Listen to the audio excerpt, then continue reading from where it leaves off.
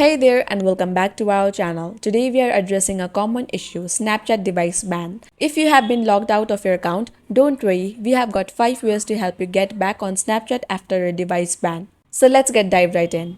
Step number 1, understand the device ban. First, let's understand what a device ban is. Snapchat bans a device when they detect a suspicious or unauthorized activity. It's done to protect your account security. Step number 2, contact Snapchat support. If you believe the ban is a mistake, the best way to resolve it is to contact Snapchat support. You can do this through the app or their website. Go to your Snapchat account, then go to your profile at the top left corner.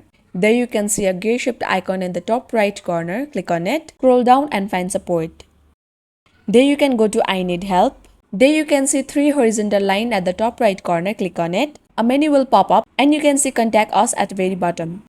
Step number 3, clear app data and reinstall. Sometimes a device ban can be caused by a glitch. Try clearing your app data and then reinstalling Snapchat. Go to Snapchat. Go to your settings. Scroll down and find account actions. There you can see clear cache at the very first option.